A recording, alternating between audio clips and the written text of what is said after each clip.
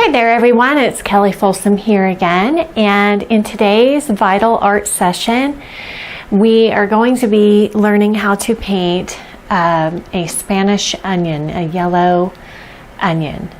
Okay, so let's get started.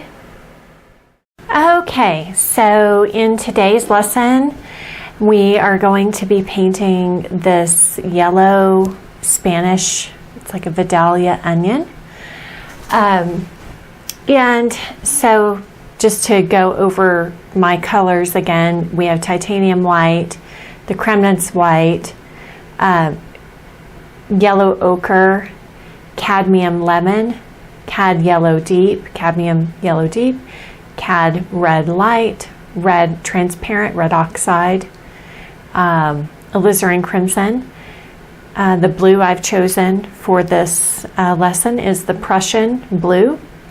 Reason being, just looking at some of the greens that are in the onion. So this being my more green blue, I decided to use this one rather than ultramarine or cobalt. Okay, and then burnt umber, raw umber, and ivory black. And the medium again is Maroger. So I've already blocked this in, or sort of gotten the drawing and the placement in. This is just, you know, a mixture of the burnt umber and the transparent red oxide. Since I have a nice warm background, and I thought that that would be nice against sort of these cooler greens that are going to be here and there in the onion.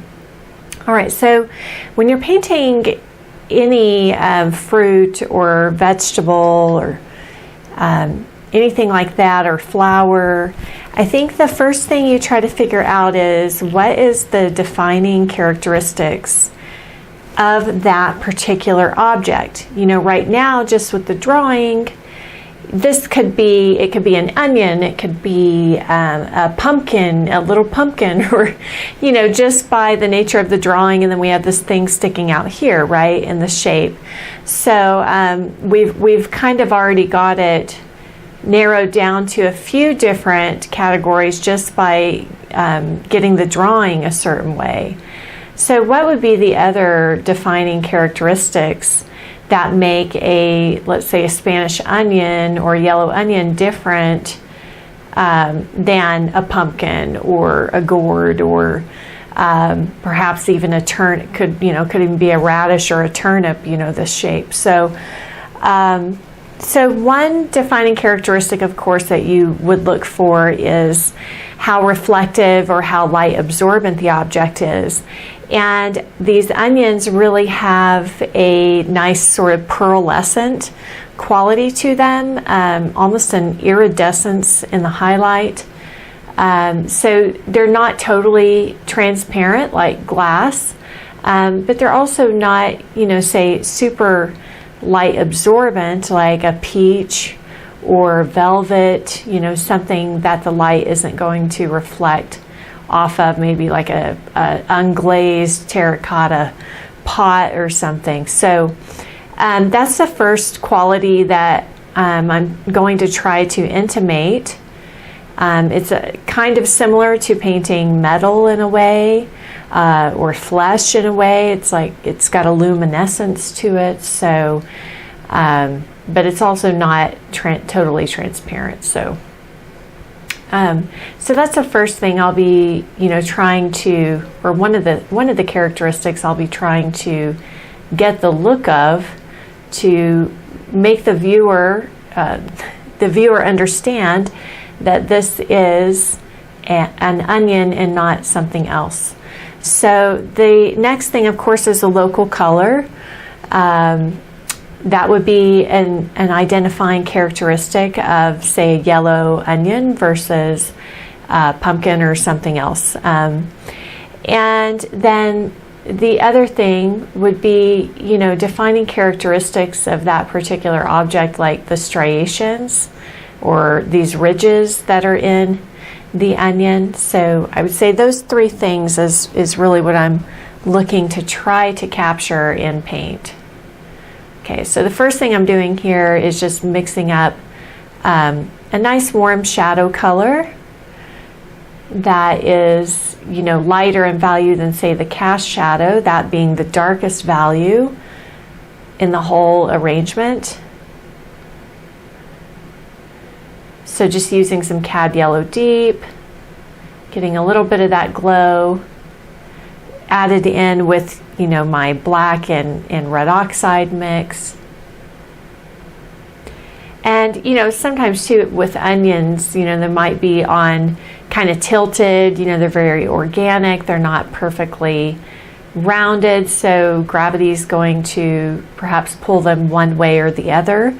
And they're a lot of times more of this oval shape.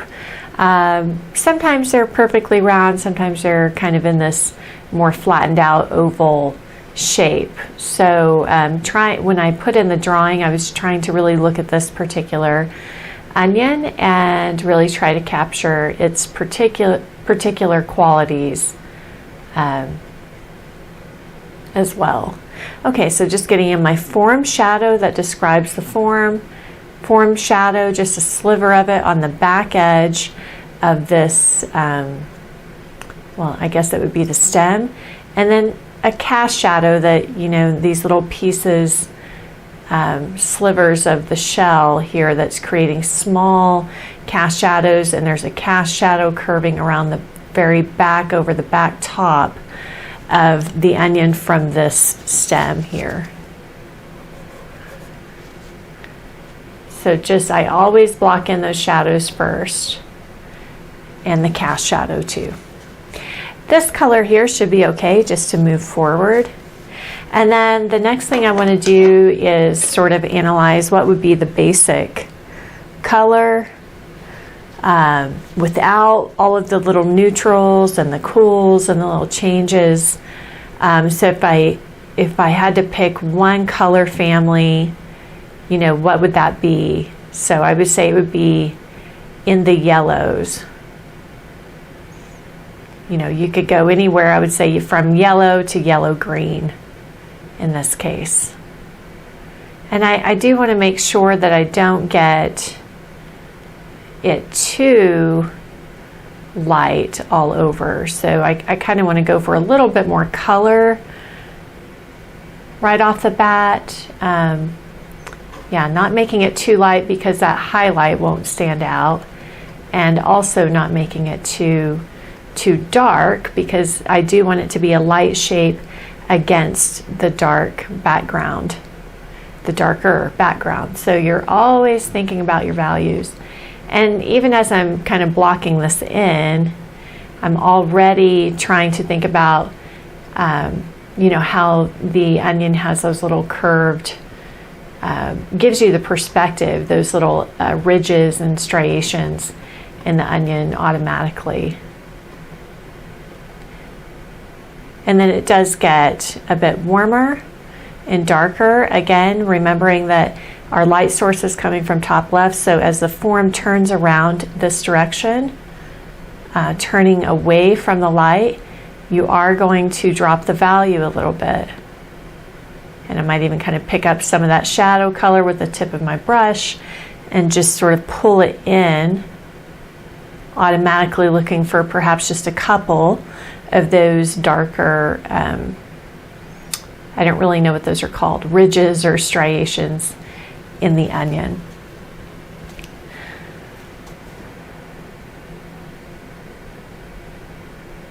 And so I'll go ahead and also put in some color on the stem. Notice too, I'm just kind of dry, almost like a dry scumble of this color in, just to build on top of it. Especially on something like this, I think it's sort of a straw-like, you know, if you were to fill it, actually fill the object, it's sort of a straw-like quality, versus the body perhaps is a little shinier and smoother. And then I will start to see, okay, you know, right here is where that skin starts to maybe go a little more pinky pinkish, pink in color. So adding in a little bit of Cab Red Light with my yellow ochre, just to try. It's a very subtle shift, and the value is pretty much the same, but I noticed that there is a color change there. And I want it to just kind of seamlessly transition, so I don't want it too abrupt. So I'll have little bits and pieces maybe that have a little more yellow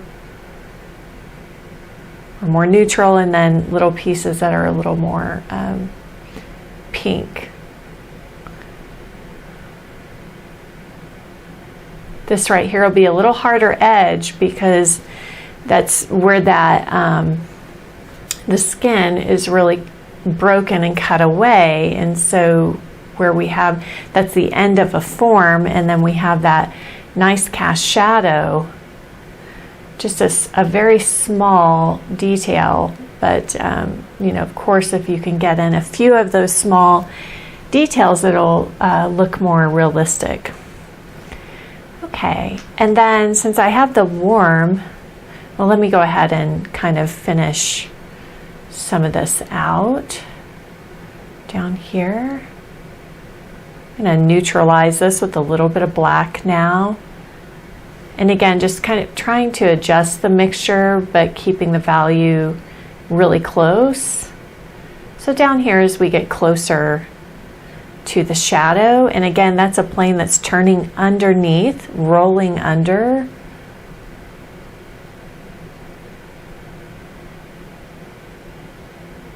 But you still want to think about how those little striations are curving. If you go back to the ellipse lesson, or if you investigate cross contour drawing, you're going to see it with the perspective where I'm sitting at this onion right about here. You know, those curved lines almost go straight at that point. And then as they roll around this way, you know, they start to curve this way with this side of the contour, and as they roll this way back in space, circling around back in space, these striations here on the onion start to go this way with this side of the contour. Okay. All right. So that would be, you know, sort of our basic color, and already with our brush strokes, I'm trying to suggest what this object is. Okay, the next thing I would like to get in is right away just that cooler highlight in this case. So there's a little bit of blue in here, and I'm also just switching right away to my titanium white. So if you look from where you're sitting, the placement of the highlight, just drop a vertical line visually, right, to find out both, you know, vertically and horizontally, I would say, but especially start with the vertical. See where that highlight lines up in, let's say, close to the center, what would be more the center of the onion. So it's to the left of center. And then also horizontally, where does it line up in juxtaposition to the shoulders, right? So it's a little bit lower, let's say, to these curves on top here. So you really do want to make sure on all of your highlights that you look for accuracy. And then to get sort of the feeling of shimmery light, your highlight cannot be blended in, okay? It has to sit on top of the surface if you want it to look more reflective. And then again, the direction of the highlight, you want it to go with the perspective of the form, just like those striations. So this one, you know, it does, here's the bulk, or the bulk of the highlight, and then it does have a tapering off and a curving up, right? Okay. I like to try to put in a little bit of that cool and that yellow-green. So now that I have that in there and in an accurate placement, I'm going to start looking for some of these cools and yellow-greens, more of the cools really, and also, you know, sort of cool neutrals, because that's one thing that's really going to make this look a little more pearlescent. You know, if you notice, like pearls, they have a lot of sort of grays, you know, cool grays, and then a really strong shimmery highlight. So it's really those two, cool and warm, on the same object that maybe that kind of gives it that luminescent quality. And I think it's the same way with flesh, you know, so flesh tone, you know, you're dealing with something that does have, you could pick a local color, but then if you just paint it all, you know, orange and white or yellow and white for flesh, or, you know, pink, something about it doesn't quite look right. And that's sort of what's missing, is that luminescent characteristic. So that the cools and the neutrals to make it feel more just more like the quality of that surface that you're dealing with, and how that particular surface reacts to light.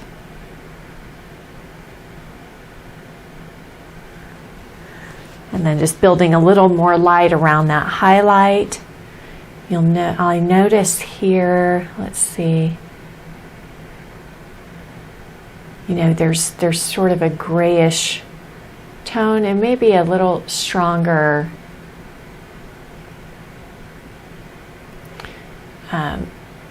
suggestion of one of these ridges. You know, these forms are not perfectly smooth and round. There's little undulations in the form,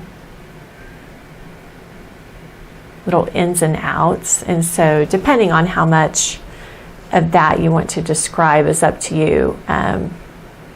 In this case, since it's kind of like portrait of an onion, you have to build in, you know, just as a painting, you have to build in enough visual interest, you know, since that's the only subject matter we're dealing with. Now, if you have, let's say, several onions in a big arrangement, in that case, you know, you might be able to, of course, really simplify down to just the basics, the basic shapes, the basic colors. Yeah. So, all right. See here. So I'm looking for a little more subtlety then. I would say up around here, I want to really watch not to put too much grayish tone on the starting edge. That tends to really dull the look of the light and maybe make your object look a little too dark and dingy and, you know, maybe rotten. That's something that, too, even with fruit, like you really have to watch, especially with fruit, that you don't get any of your colors looking like, ooh, that thing is rotten, you know? So really kind of take a step back or take a break and think, would I buy that at the grocery store if it looked like that? You know? And if the answer is no, then you probably know that you have gone too far on putting in too many grays or too many cools. Now it just looks like a rotten vegetable or a rotten piece of fruit.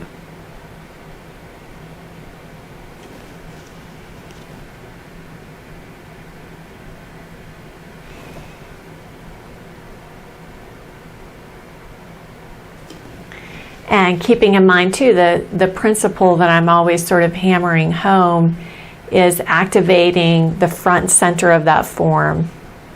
So if you build more specific brush strokes, you want them to be, you know, closer to the center of the object than, say, under here or back over here on the right-hand side. You want your shadows to always be quieter than the light, so you want more impasto, more specific strokes in the light.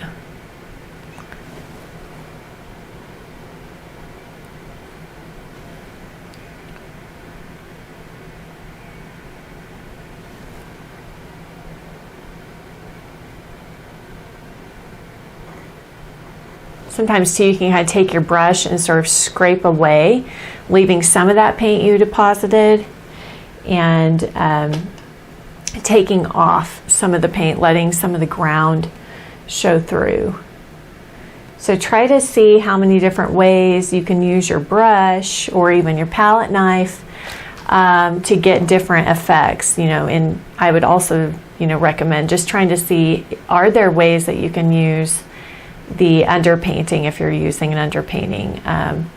That's a little bit more advanced of a technique, and it is still a challenge, even for me at this stage, to really think about that, So, but it's, never too soon to start thinking about it. I just want to put in some more solid background color. Something that hot, I think, is just too competitive.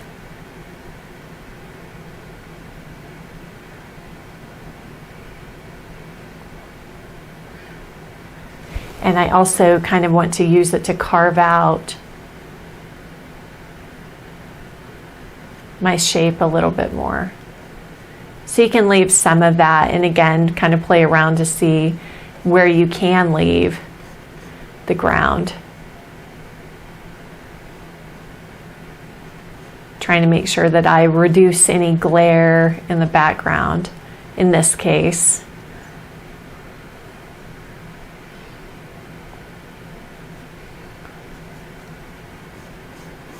Maybe take this a little bit darker on this side.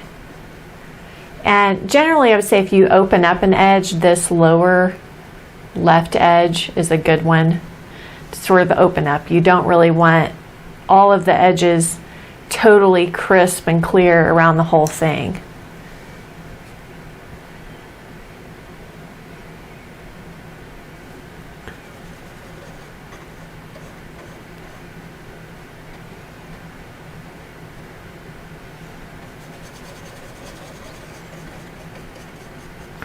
And you can see how just doing that kind of makes that light look more intense and stand out more from the background. So just try to pay attention when you're painting. Try to pay attention to what's happening. Try things, and then see how that affected it or how that perhaps changed it. I think that's a lot of learning how to paint, is just paying attention, not getting so much tunnel vision on, does that look like an onion yet? So try to open up and explore. It's easier said than done. I know for me with still life, it's a lot easier now. I'm so comfortable with the subject matter. Sometimes with portrait or figure or something else that I really have more attachment to the end result, I still, kind of struggle with the experimentation with that, so especially I think that's why it's good to kind of practice too on things that you're comfortable with if you're looking to find new approaches or new solutions, because you already have a certain level of confidence or just a certain comfort zone that you can kind of let go, because I can paint that. I know I can paint that. I've painted it 100 times before. I've had success with that object so many times, At least for me, that's kind of what works.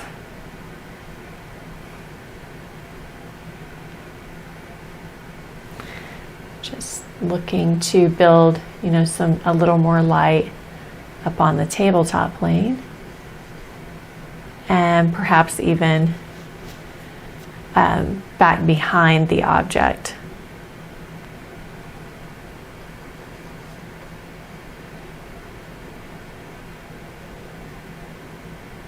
back behind the object, I would say is almost more beneficial.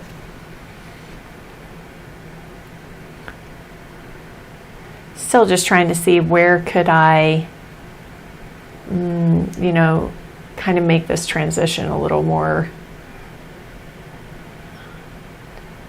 seamless or not so abrupt.